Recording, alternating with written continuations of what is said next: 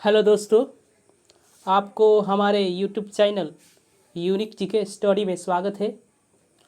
और यह चैनल जो होता है जीके के महत्वपूर्ण प्रश्न दिया जा रहा है इस चैनल के थ्रू। तो चलिए हम इस महत्वपूर्ण प्रश्न का आगाज़ करते हैं और शुरू करते हैं कि पहला प्रश्न आप स्क्रीन पर देख सकते हैं। पहला प्रश्न स्क्रीन पर कह रहा है, ओजोन छिद्र की खोज किसने की। ओजोन जो होता है जिसकी सूत्र कितनी होती है O3। इस छिद्र इसमें जो होती है CFC यानी विभिन्न प्रकार के गैसों के दुर्गंधित गैसों के जाने से इसमें छिद्र हो गया। इस छिद्र के सबसे पहले जो खोज किया था वो कौन थे, यहाँ पूछा जा रहा है। तो इसका आंसर है फॉरमैन ने।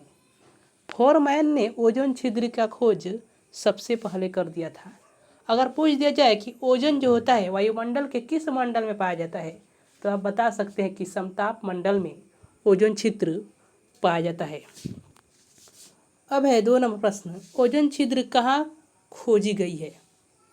अब यह भी बात पूछ सकता है कि ओजोन छिद्र की खोज हुआ है लेकिन किस स्थान पर हुआ है। अंटार्कटिका महाद्वीप में। अंटार्कटिका महाद्वीप में ही ओजोन छिद्र का खोज हुआ है। इसी महाद्वीप को हम कहते हैं चलता फिरता महाद्वीप या गतिशील महाद्वीप है। अब आइए अगला प्रश्न जो है 3 नंबर जो प्रश्न कर है, ओजोन छिद्र को रोकने के लिए कौन सा प्रोटोकॉल किया गया था। ओजोन छिद्र को रोकने के लिए कौन सा प्रोटोकॉल किया गया था। तो मॉन्ट्रियल प्रोटोकॉल जो 6 सितंबर 1987 ईस्वी को किया गया था।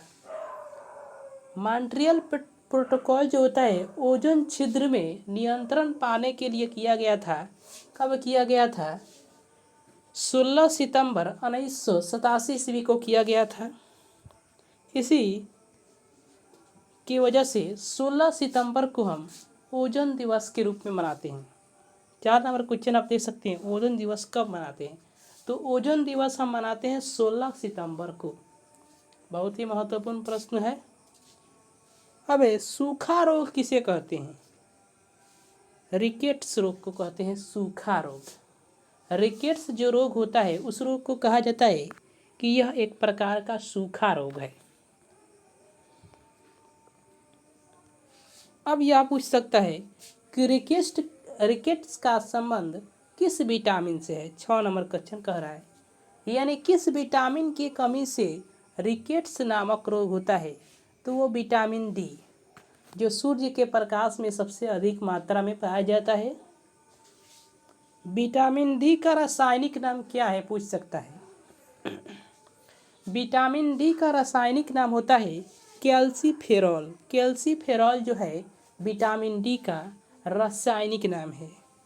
10वीं अनुसूची कौन से संविधान संशोधन में जोड़ी गई। 10वीं अनुसूची जो है पूछा जा रहा है यहाँ कि 10वीं अनुसूची कौन से संविधान संशोधन में जोड़ी गई। 52वां संविधान संशोधन जो था यानी 52, उस संशोधन के तहत जो है 10वीं अनुसूची को संविधान में जोड़ दिया गया।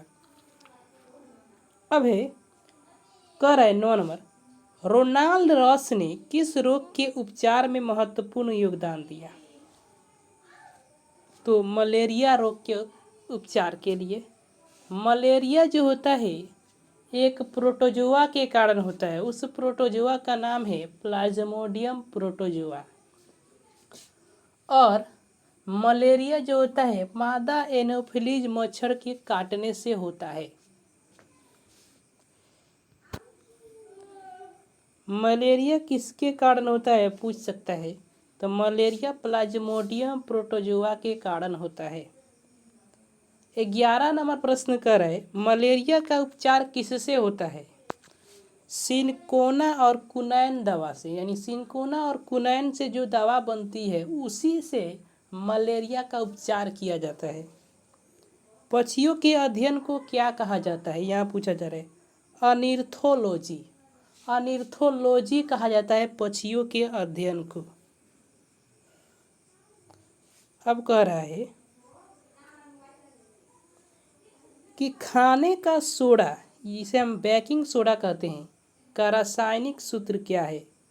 तो NaHCO3, जिसका रासायनिक नाम है सोडियम बाइकार्बोनेट, इसे खाने का सोडा कहा जाता है या बेकिंग सोडा के नाम से भी जाना जाता है। धोने के सोडा का रासायनिक सूत्र क्या है, यानी कास्टिक सोडा इसे कहते हैं। इसका सूत्र है Na2CO3, जिसे हम कहते हैं सोडियम कार्बोनेट। अब आते हैं, नीला थोथा का रासायनिक सूत्र क्या है। नीला थोथा का रासायनिक सूत्र है CuSO4, यानी कॉपर सल्फेट। जिप्सम का रासायनिक सूत्र क्या है, तो CaSO4.2H2O। और इस रासायनिक सूत्र जो होता है जिप्सम का होता है, जिसे हम कहते हैं कैल्शियम सल्फेट, और जल का मॉलिक्यूल होता है इसमें।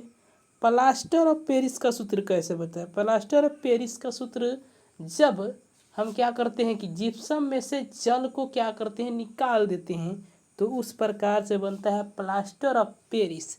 और इसका सूत्र जो होता है CaSO4.1/2H2O। कांग्रेस के प्रथम मुस्लिम अध्यक्ष कौन थे, तो बदरुद्दीन तैयबजी कांग्रेस के प्रथम मुस्लिम अध्यक्ष थे। पूछ सकता है क्वेश्चन आपके एग्जाम में। आइए 19 नंबर जो प्रश्न कह रहा है, 11वीं अनुसूची किस संविधान संशोधन के तहत जोड़ी गई। 73वां संविधान संशोधन हुआ, जिसके तहत 11वीं अनुसूची जो है संविधान में जोड़ दी गई। अब आते हैं, अंगूर की खेती क्या कहलाता है। अंगूर की खेती को कहते हैं विटिकल्चर। अंगूर की खेती किस प्रकार की खेती है, तो विटिकल्चर की खेती है। अब आते हैं, रेशम कीट का पालन का अध्ययन क्या कहलाता है, सेरीकल्चर। मधुमक्खी पालन का अध्ययन क्या कहलाता है, एपीकल्चर। केंचुआ की खेती क्या कहलाता है, वर्मी कल्चर। केंचुआ की खेती को कहते हैं वर्मी कल्चर। और केंचुआ जो होता है किसानों का मित्र होता है।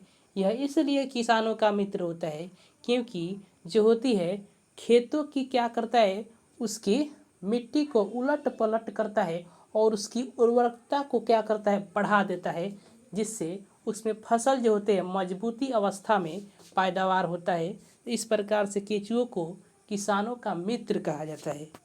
अब आइए प्रश्न, अगले प्रश्न की तरफ चलते हैं। मछली पालन क्या कहलाता है। मछली पालन को कहते हैं पीसी कल्चर। पीसी कल्चर जो होता है मछली पालन जो होता है कहलाता है। सब्जी की खेती क्या कहलाता है, तो ओलिरो कल्चर। सब्जी की जो खेती होती है उसे हम कहते हैं ओलिरो कल्चर। अब आते हैं अगले प्रश्न की तरफ। पेनिसिलिन की खोज किसने की, तो पेनिसिलिन की खोज करने का श्रेय जाता है अलेक्जेंडर फ्लेमिंग को। अलेक्जेंडर फ्लेमिंग ने पेनिसिलिन की खोज किया था। अब आते हैं, आज का सबसे लास्ट प्रश्न है, तो वो प्रश्न है, नवीं अनुसूची किस संविधान संशोधन के तहत जोड़ी गई। पहला संविधान संशोधन। तो चलिए दोस्तों, यही हमारे प्रश्न समाप्त होते हैं और अगले प्रश्न के साथ अगले वीडियो मिलते हैं। तब तक के लिए धन्यवाद। अगर वीडियो अच्छा लगे तो वीडियो को लाइक करें, चैनल को सब्सक्राइब करें, वीडियो को शेयर करें।